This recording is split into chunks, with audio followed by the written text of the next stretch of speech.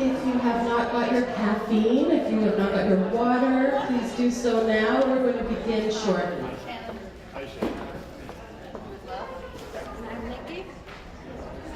Good morning, everyone.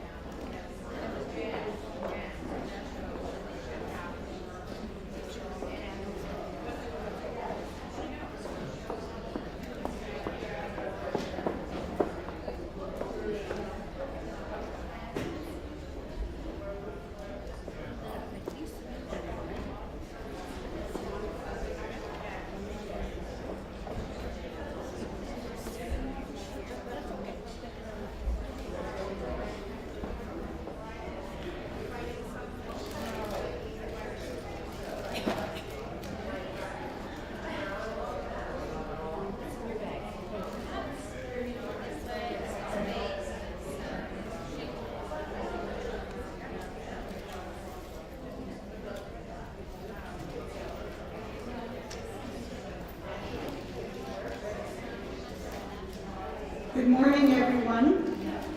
My name is Sharon Halpern, and on behalf of the Ovarian Cancer Peer Support Network, welcome to our second forum, Living with Ovarian Cancer, Moving Forward. We thank all of our sponsors, presenters, and volunteers for making this day possible, and welcome back our moderator, Beth Jordan, who was at our 2012 forum and graciously accepted our invitation to help us again. Beth is Managing Director of Adobe Consulting Services and a senior level administrator, educator, and consultant.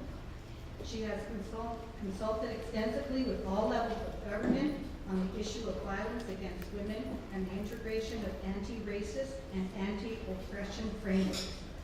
Beth is the recipient of the 2005 Women of Distinction Award for Social Justice and the 2006 Premier's Award. Welcome, Beth. Good morning, everyone. So my real claim to fame is that I'm Cindy Cowan's friend. That's what's happening. Welcome peers, loved ones, medical allies, organizations fighting with us and for us. Today is a day that I wouldn't miss. I wouldn't miss it for the world. Last year, Cindy Bowen told me that I would be here, and this year, I was excited to be here because it was just so incredible to see what happens when people come together for the same purpose. And this year, you know, if you've seen which everyone should have, little booklet about that. If you've seen this, you should be very, very excited about what lies ahead today. So the Ovarian Cancer Peer Support Network, Living with Ovarian Cancer, Moving Forward, is our forum this year. And as I said, this unique event brings many of us together working across a number of different disciplines. The forum goals: sharing important and current information about ovarian cancer with women, their family, friends, and allies, sharing experiences, and connecting with other women living with ovarian cancer across the province, because this is a provincial network, identifying priority issues for women living with ovarian cancer, and continuing to build our survivor communication network for ongoing sharing of current information. And at this time, I would love for the planning committee members to just stand for a quick minute. I know you're a shy group. If you could just stand, planning committee members. See, they're very shy. That took a minute, right? Okay. Thank you so much. Thank you for your hard work in pulling this together.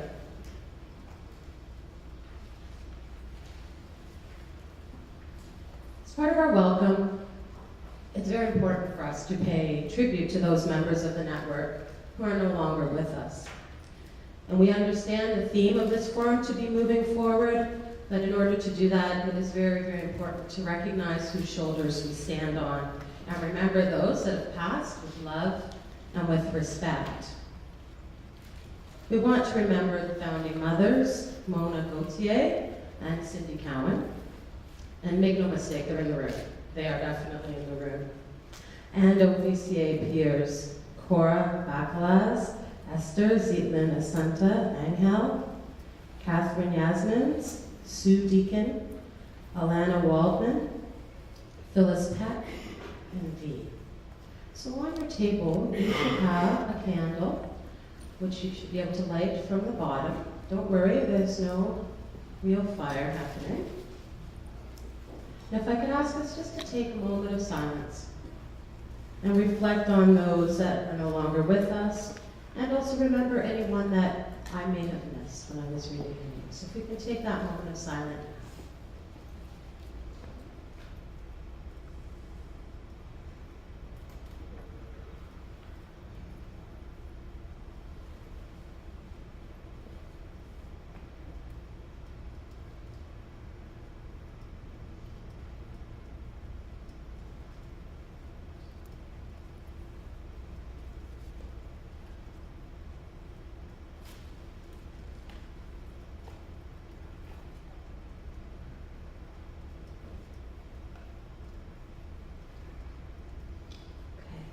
Here.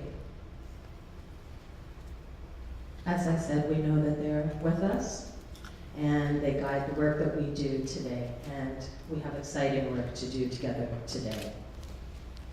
We've decided to keep the lunch session fairly informal, so you get a chance to share and discuss stories, and there will be tables set aside for caregivers to do that as well. Washrooms are conveniently not located on this floor, so you can either go down or you can go up. It's up to you. If you go down, go all the way down the stairs of the elevator, walk through the lobby, and go to your left, and you will find them at the very end of the hallway. Third floor, haven't a clue where they are, but I'm sure you will find them and then let the rest of us know. If you have a cell phone, maybe a lovely ringtone, please put it on vibrate. We don't want to hear the ringtone today. Vibrate or off. Understand not everyone can turn their phone off, but if you can, that would be fantastic.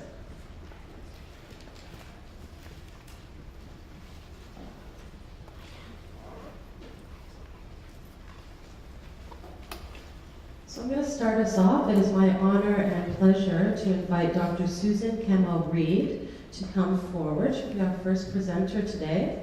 Dr. Kemmel-Reid is Professor of Laboratory Medicine and Pathobiology at the University of Toronto, Affiliate Scientist, the Ontario Cancer Institute, Head Clinical Laboratory Genetics, and Director of Molecular Diagnostics, the unit at the University Health Network. Please don't make me say that again, ever, Dr. Reid.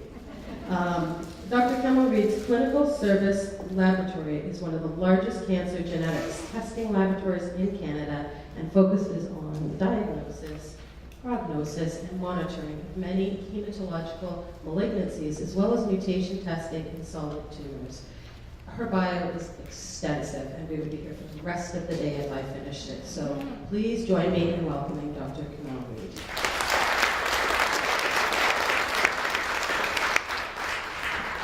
Thank you very much. It's a pleasure to be here. Thank you very much for asking me to come and speak to you. So I'm hoping that because you've just been pumped up with coffee, I won't put you to sleep because I am speaking for a whole hour. So I've broken up my talk into a number of sections.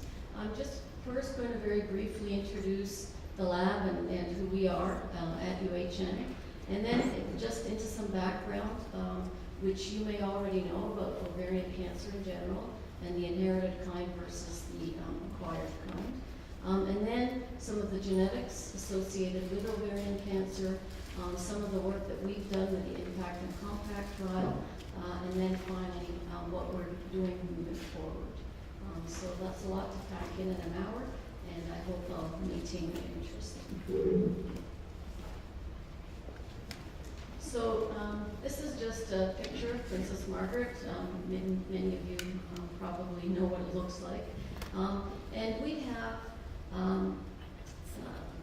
have the goal moving forward of being able to comprehensively characterize all patients with cancer by 2018 at Princess Margaret Cancer Center. And so what we mean by that is there are a lot of different things that we'd like to do. So this includes pharmacology, it includes immune assessment and monitoring, and Dr. Butler will be talking about that later on today, molecular characterization, as well as imaging. So these are our 4 big goals that we'd like to try to have available to every patient that comes in the door by 2018. And I'm going to focus today on the molecular characterization part. So our laboratory at UHN actually is at 2 sites, and that's because we ran out of room at the first site. So the first site is actually at Toronto General Hospital, and it's the routine standard of care clinical diagnostic lab where we test over 20,000 patient samples a year, probably over 50,000 different tests that we do. Well, not different, but 50,000 tests that we do on those samples. And we are the largest clinical genetics lab that focuses on oncology in the country. We're an accredited lab, so labs that do genetic testing for clinical purposes have to be licensed and accredited to make sure that the results that are given to patients are of high quality. Because there is so much growth in the area of genetics in the last few years, we found that we needed to expand the lab. We didn't have enough room, so we actually now have our test development lab at PMH, so at the Princess Margaret Cancer Center. So they're both part of the same laboratory. What you see over here at the PMCC is actually our test development component, where all our new testing is developed and assessed. And then once it becomes routine or standard of care, we then move it over here to the Toronto General Lab, where we have sort of we have the workflow so that we have a lot of samples coming in that get tested and go out within a very short period of time. So as I mentioned, the lab is accredited and licensed. All the technologists that work there are licensed technologists, and that is the law in Ontario. We have 4 board-certified physician scientists who sign out these results, and we offer over 50 different clinical genetic tests for patients throughout Canada and the U.S. We're involved in national as well as international trials, so being the Canadian reference lab for a lot of those, so that we actually do the testing for patients from across Canada for a specific trial, and then those go to a central database where it's analyzed amongst data from other labs, for example, in the US or Europe. We've been the creator in networks across the country to begin to implement new testing, and we did this, for example, for lung cancer, we've done it for colorectal cancer, and we've also done it for melanoma, and we'd like to do it for ovarian cancer as well. We work very closely with the Drug Development Program and the OCI, the Ontario Cancer Research Institute, and PMH to try to facilitate the use of advanced genetic technology for clinical care. And so we're very involved in the use of new technologies and using the data in clinical trials to actually move our science forward. We were the first in Canada to develop and utilize next generation sequencing testing for patient care. So our rationale for molecular profiling and why we want to do this at PMCC is because we have access to the technology, so we're very fortunate in that we have a lot of support from the Princess Margaret Foundation, and so we're able to use funding from the foundation to be able to buy equipment that will allow us to try to test new technologies and try to utilize them in a clinical setting. We feel that if we do this, we can enroll more patients into mutation-specific trials, which really allows us to move forward much more quickly. Because if you don't have enough patients enrolled in trials, then you don't have enough statistical power to determine whether something works or not. We'd really like to broaden the community referral base for clinical trials, and so not only for patients that come to PMH, but also for patients outside of PMH in the community. And we'd like to make sure that we can collect enough data on the feasibility of the testing that we're doing, as well as the clinical trials, the treatment impact, and clinical outcomes. And then finally, we'd like to begin to implement this technology as part of routine standard of care, not only for patients with advanced disease, but of course for patients with earlier stage disease. So just to give you a bit of background on what it is that we do, because not everybody understands genetics or even knows what DNA is. I'm not going to explain what DNA is, but at least I'm going to try to explain what we do when we look at DNA. So all of our cells have nuclei, and the nuclei have DNA in them. The DNA is what chromosomes are made out of, so nucleotides. The sort of larger structure is the chromosome. And so when we look for genetic changes, we are looking at the DNA and RNA that's present in the cell. And so these changes that we look for can either be very large changes, so they can be changes in the actual chromosomes, and we can look for example, structural changes in chromosomes or damage to the chromosomes. They can be intermediate changes, which means that large pieces are missing or duplicated in a chromosome.